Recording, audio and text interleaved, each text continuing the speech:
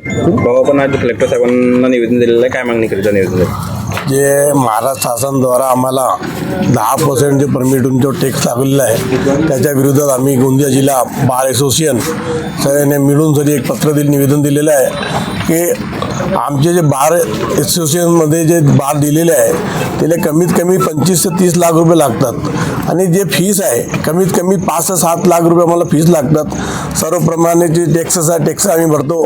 पण जे 10% टॅक्स लागलेलं आहे ते आमच्यावर बोज चाललेला आहे। असं लागतं की आम्हाला बार बंद करावं लागतील, कारण की आम्हाला जे खर्च आहे जे आम्हाला विकण्याचे जे दारू विकतात त्यामध्ये टॅक्स लागत, आम्हाला वाचणार काय, आम्ही कसं धंदा करू? यासाठी याच्या विरोधात आम्ही सर्व गोंदिया जिल्ह्याच्या बार असोसिएशन आणि आमच्या सोबत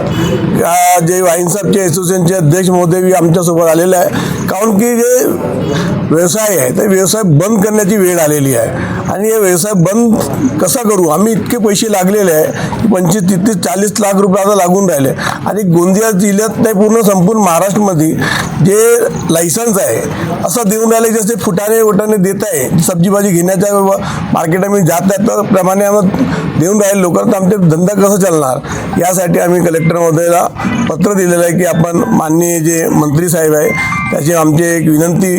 दिलेली आहे, त्याच्यात 10% जे टॅक्स लागलेलं आहे तर माफी करण्यात यावं आणि आमचे जे व्यवसाय आहे चांगल्या प्रमाणे चालू यासाठी आम्ही सहकार करा असं आमच्या पूर्ण गोंदिया जिल्हा आज पूर्ण बंद आहे। आमच्यासोबत जे वाईनसाहेब आहे त्या लोकांना आम्हाला सहकार केलेला आहे, त्याचे आम्ही गोंदिया जिल्हा संघ बार असोसिएशन त्याला बहुत धन्यवाद देतो, कारण की आमचा सगळ्याचा व्यवसाय एकच आहे आणि जे शासनाची मागणी करतो की आमच्यावर जे 10% टॅक्स लागलेला आहे त्याला माफी करावं आणि आम्हाला सहकार करावं आणि जे